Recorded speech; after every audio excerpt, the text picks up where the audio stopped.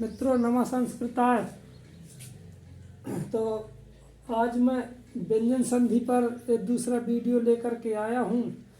व्यंजन संधि में देखिए कई भेद होते हैं। व्यंजन संधि के भेद कभी नहीं पूछे जाते हैं। व्यंजन संधि के तो नियम जरूर उनके बनना चाहिए। तीसरा नियम यहाँ पर है जसत्व संधि का झलाम जसो रंते, यानी झल झल प्रत्याहार में क्या है। झल प्रत्याहार में झा से लेकर झा झा भा या झ है, यानी 8वें सूत्र से लेकर के झा भा या घा ढा धा से जा बा गा डा दा से खा फा छा ठा थ चा टा ताव का पाया सा सा सारा हल, यानी यहाँ तक 8वें से लेकर के 14वें सूत्र तक, यानी 7 सूत्रों में झल प्रत्याहार है। झा से लेकर के 14वें सूत्र के ला तक, यानी इसमें कौन कौन वर्ण आते हैं। प्रत्येक वर्ग का दूसरा, प्रथम, द्वितीय, तृतीय और चतुर्थ वर्ण, यानी पहला, दूसरा, तीसरा और चौथा अक्षर। वर्गों में 5 वर्ग हैं। का वर्ग में 5 वर्ण होते हैं। चा वर्ग, टा वर्ग, ता वर्ग और पा वर्ग, यानी 25 वर्ण वर्गों के व्यंजन माने जाते हैं। तो इनके पहला, दूसरा, तीसरा, चौथा, का खा गा घा, और चा वर्ग में पहला, दूसरा, तीसरा, चौथा, चा छा जा झा, टा वर्ग में टा ठा डा ढा, ता वर्ग में ता था दा धा, और पा वर्ग में पा फा बा भा, या फिर सा सा सा हा, यानी पांचों ही वर्ग के चार वर्ण, यानी पांचों को 20, और सा सा सा हा, यानी 4 24 वर्ण यदि ये आए तो पहले ये इनको आना चाहिए। आए तो वर्गों के वर्ण अपने ही वर्ग के तृतीय वर्ण में बदल जाते हैं, यानी अपने ही वर्ग के तृतीय वर्ण में बदल जाते हैं। जस जस प्रत्याहार के अंतर्गत तीसरे वर्ण आते हैं। जा बा गा डा दा, यानी हर वर्ग का तीसरा अक्षर। चा वर्ग का तीसरा होगा जा, पा वर्ग का तीसरा बा, गा का वर्ग का तीसरा गा, टा वर्ग का तीसरा डा और ता वर्ग का तीसरा दा, यानी जब गढ़ 10 जस प्रत्याहार के वर्ण है। जस प्रत्याहार में कितने वर्ण हैं? 5 वर्ण। जस में कितने वर्ण आते? झल में कितने आते? 24 वर्ण। यानी 24 वर्णों में से कोई भी वर्ण आए तो इसका मेल किसी भी व्यंजन वर्ण से या स्वर वर्ण से हो तो कहे में बदलेगा। पूर्व में झल का आए तो बदलेगा जस में, कहे में बदलेगा। यानी एक किसी भी वर्ग का कोई भी वर्ण आए तो अपने ही वर्ग के तीसरे वर्ण में बदल जाता है जस में। देखते सुपधन अंतः, सुपधन तो ये पा कहे में बदलेगा अपने ही वर्ग के तीसरे वर्ण में। पा फा बा, सुपधन पा का बा होगा, आधा बा होगा, लेकिन आ मिल जाएगा तो पूरा बा बन जाएगा। तो सुपधन अंतः बराबर सुबंता। अपधन जम बराबर पा का बा में बदलेगा अपजम। वाकधन ईसा बराबर वागीसा। सतधन धर्म बराबर सद्धर्म। ता का दा हो गया सद्धर्म। दिग्धन गजा बराबर दिग्गजा। का गा हो गया दिग्गजा। गा के बाद का के बाद गाया है, यानी स्वर नहीं है तो ये अलग रहेगा। का गा अलग हो गया, यहाँ गा अलग है, आधा गा दिग्गजा। दिग्धन अम्बरा बराबर का गा हो गया, गा से आ मिल गया तो पूरा गा बन गया बराबर दिगंबरा। इस प्रकार से अब देखते हैं चरत्व संधि क्या है। खरीचा, चरत्व संधि क्या कहती है? सूत्र क्या है? खरीचा। खरीचा जब वर्गों के द्वितीय, तृतीय, चतुर्थ वर्ण के बाद दूसरा, तीसरा, चौथा तो समझ गए होंगे। जैसे का वर्ग का दूसरा खा गा घा, खा गा घा। ऐसे चा वर्ग का देखें तो छा जा और झा, यानी दूसरा, तीसरा, चौथा किसी भी वर्गों के दूसरे, तीसरे, चौथे वर्ण के बाद प्रथम या द्वितीय वर्ण या फिर सा सा सा आए तो पूर्व आने वाला वर्ण अपने ही वर्ग के प्रथम वर्ण में बदल जाता है। यानी वर्गों का चाहे दूसरा वर्ण आए, तीसरा आए या चौथा आए, या फिर तीनों सा में से कोई आए, सा में से कोई आए, तो क्या होगा कि अपने ही वर्ग के प्रथम वर्ण में बदल जाता है। सूत्र देखते हैं। सूत्र चरत्व, चरत्व मतलब पहला अक्षर है। इसमें जसत्व का मतलब तीसरा वर्ण है, तीसरे में बदलना है। इसमें तीसरे में बदल जाना है अपने ही वर्ग के, इसमें अपने ही वर्ग के पहले वर्ण में बदलना है। चरत तो चा, क्योंकि प्रारंभिक वर्ण है चा, प्रथम वर्ण है वर्ग का, तो चरत्व में चा में यानी प्रथम वर्ण में बदलना है। जैसे सद धन कारा, तो दा का कहे वे प्रथम वर्ण में आएगा, दा ता वर्ग का है तो पहला वर्ग ता में बदलेगा, तो सद धन कारा सत्कारा।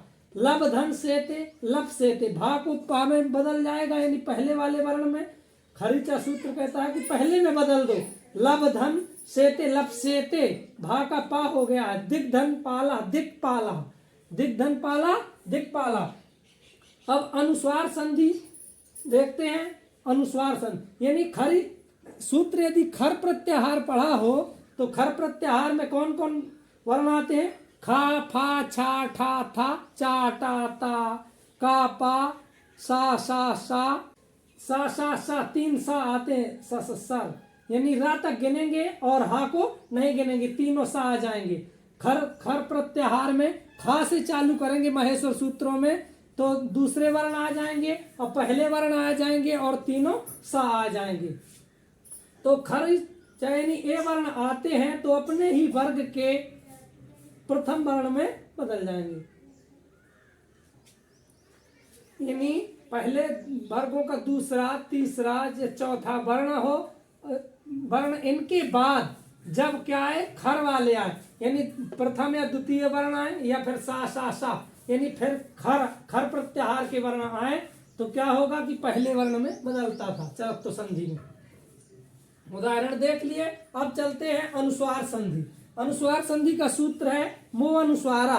मो अनुस्वारा क्या कहता है? जब पदांत में यानी किसी पद के अंत में माँ हो, किसी पद के अंत में माँ हो और माँ के बाद कोई व्यंजन वर्ण, माँ के ऊपर क्या, माँ की जगह में क्या हो जाती है? पूर्व वाले वर्ण में के ऊपर अनुस्वार यानी बिंदी ऊपर चढ़ जाती है, अनुस्वार हो जाता है। जैसे हरिम धनवंदे, हरिम के माँ में माँ है, हलंत है, तो इसके बाद क्या आया है? कोई भी व्यंजन वर्ण आए तो हरिम धन वंदे, हरिम धन वंदे, तो क्या होगा? ये माँ का अनुस्वार हो जाएगा पिछले पूर्व वाले वर्ण में। हरिम री के ऊपर अनुस्वार हो गया, वंदे माँ हट जाता है और पहले वाले वर्ण में अनुस्वार हो जाता। हरिम वंदे अहम धन गच्छामि, तो अहम हा के ऊपर अनुस्वार हो जाएगा अहम गच्छामि। जैसे त्वम गच्छसि, तो त्वम माँ का ऊपर अनुस्वार हो जाएगा त्वम गच्छसि। अब देखते हैं आगे परस्वरण संधि। परस्वरण संधि क्या है? अनुस्वार से यही परस्वरण सूत्र है, सभी के मैंने सूत्र इकट्ठे करके लिख दिए हैं वहीं पर कोष्टक में। तो अनुस्वार से यही परस्वरण, अनुस्वार के बाद कोई भी वर्गीय व्यंजन आने पर, अनुस्वार के बाद कोई भी वर्गों का वर्ग कौन है? का वर्ग, चा वर्ग, टा वर्ग, ता वर्ग, पा वर्ग, जिनको कु चू टू तू पू के नाम से जानते हैं, नहीं 5 अक्षर है इनमें। तो इनके अनुस्वार के बाद कोई भी वर्गीय व्यंजन आने पर अनुस्वार आगे आने वाले वर्ण के पंचम वर्ण में बदल जाता है। अनुस्वार के बाद कोई भी व्यंजन वर्गीय व्यंजन आए तो लेकिन ये ध्यान रखना कि वर्गीय व्यंजन होना चाहिए, वर्गों के वर्णों में से होना चाहिए। तो वर्गों के व्यंजन तो जानते हैं, कादयो मासा, का से माँ तक के बीच में आना चाहिए कोई ना कोई। कादयो मासा नाम स्पर्श, स्पर्श व्यंजन है वर्गीय व्यंजनों में 25। तो अम धन कित, का वर्ग का काया है अम धन कित, यानी अनुस्वार के बाद वर्गीय व्यंजन आया है तो का वर्ग यानी आगे आने वाले वर्ण के आने वाले वर्गीय व्यंजन के पंचम वर्ण में बदल जाए। का पंचम वर्ण क्या होगा? का खा गा घा अंगा, तो ये का वाले अंगा में अनुस्वार बदल जाएगा तो क्या हो जाएगा? अंकिता। अम धन किता अंकिता, अनुस्वार की जगह में अंगा हुआ है, जो अंगा दिखाई दे रहा है तो अनुस्वार की जगह में हुआ है। समधन कल्पा, अब का आया है आगे तो अनुस्वार कहे बदलेगा का खा गा घा अंगा। अनुस्वार से यही परस्वर्ण, परसवर्ण यानी बाद वाले वर्ण, पर सवर्ण यानी पर माने बाद वाले वर्ण का 5वां अक्षर में बदल जाता है अनुस्वार। तो क्या होगा? समधन कल्पा बराबर संकल्पा, यानी अंगा में का खा गा घा अंगा में बदलेगा। अम धन चित्त, चा वर्ग आया है तो चा वर्ग का 5वां अक्षर चा छा जा झा, इया अनुस्वार इया में बदल जाएगा अंचिता। अनुस्वार हट करके च वर्ग के 5वें यानी ची के अंदर यहाँ हो गया अंचिता। कुंधन ठिता बराबर कुंठिता। टा वर्ग का है ठा, तो पंचम अक्षर टा ठा डा ढा अड़ा बराबर क्या बनेगा कुंठिता। कुंधन ठिता कुंठिता।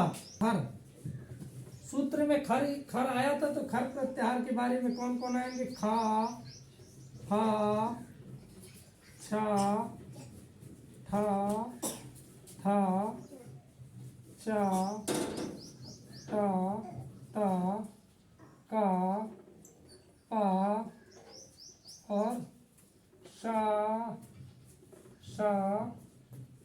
सा, बस इतने एक खर प्रत्याहार में आते हैं और इति संज्ञक वर्णों की गणना नहीं करते हैं। सूत्र बनने लगे तो फिर बहुत आधा आसानी हो जाती है आधी।